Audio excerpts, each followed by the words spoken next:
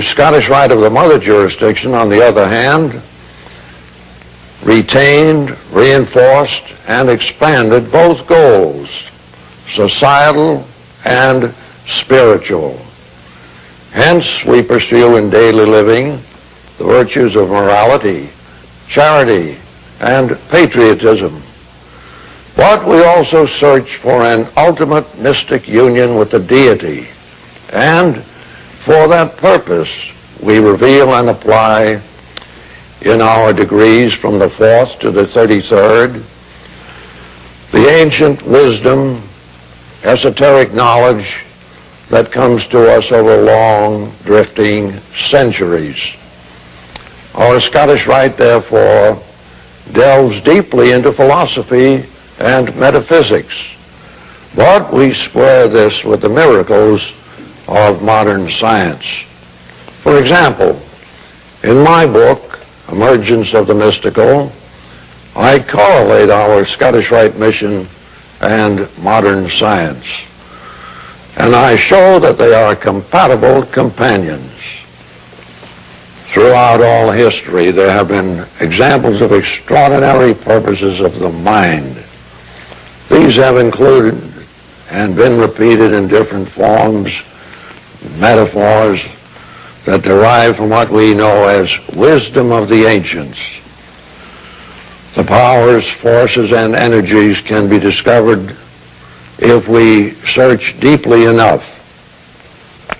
They were to be found in all parts of the world, such as the mysteries of Isis and Osiris in Egypt, the Mithraic mysteries of the Persians, the Orphic and Bacchic and later Eleusinian mysteries of Greece, the mysteries of Samothrace and Chaldea, the mysteries of India, the Druidical mysteries, the Gothic and Scandinavian mysteries, and others. The object of these mysteries was not merely to teach morality. They developed the whole man and permitted him to attain his total potential. As Albert Pike said, had moral truths alone been taught the initiates, the mysteries could never have deserved and received the magnificent eulogies of the most enlightened men of antiquity, of Pindar, Plutarch, Isocrates, Diodorus, Plato, Euripides, Socrates, Aristophanes, Cicero, Epictetus, Marcus Aurelius, and others. These were philosophers or historians devoted to the investigation of truth. All the sciences were taught there. In the cities of the ancient world, there were temples for public worship in which philosophers and mystics taught groups what were known as the lesser and greater mysteries.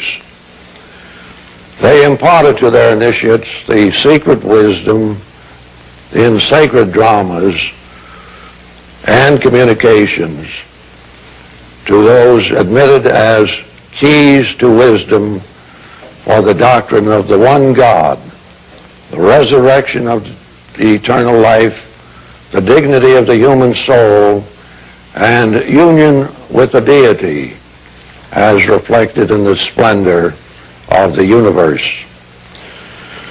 They taught the tremendous possibilities of the power of the will and reawakened spiritual strength so initiates would think positively, use their faculties with confidence and intelligence, improve their mental endowments, develop their will to control events, attitudes, and health, understand the possibilities of intuition, hypnotism, and the subconscious, be patient when confronted with adversity, courageous in the face of danger, resist temptation, and live worthily so as to gain the commendation of the deity.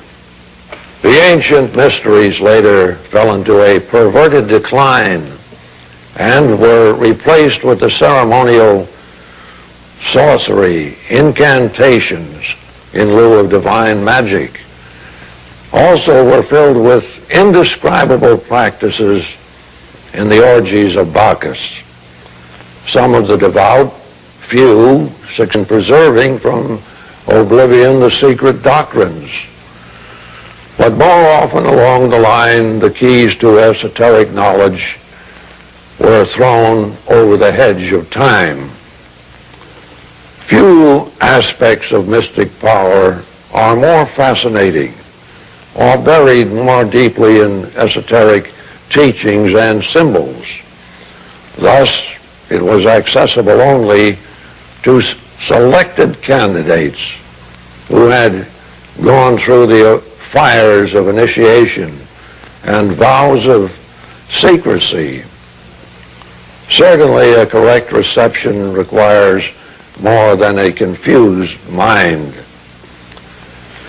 May I distinguish what I call powers of the mind from ceremonial magic, whether white or black, that was vain and wicked, if not actually a kind of pious fraud.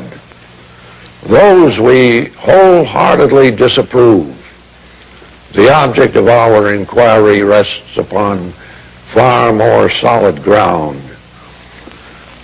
There are examples that prove to a point of demonstration the enormous powers of the mind. William James was the father of modern psychological science. At one time, he was professor of anatomy, psychology, and philosophy at Harvard University, combining body, mind, and soul. One of this country's most profound thinkers. There was an eminent psychologist, popular writer named Seabury, who mentioned in his book, How to Live with Yourself, that as a boy, he sat upon the knee of William James, who was a good friend of his father. He remembered well, William James said that as a young man, he had a serious heart condition that predicted an early death. But he read a book which told of the seemingly magical powers of the will for control of the body. And so he determined to train his will to direct improvement of his heart condition. Every night, before going to sleep, he projected his will to visualize a healthy heart for the following day. He suggested this in repeating appropriate words. The results were remarkable. He felt he owed his life to that simple advice which worked so miraculously. You might try tapping your similar mystic powers, such as your capabilities of intuition.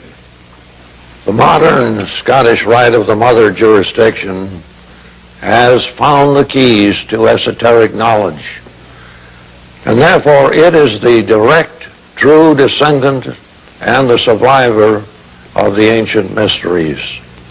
We pursue, preserve, and teach the ancient wisdom and esoteric knowledge.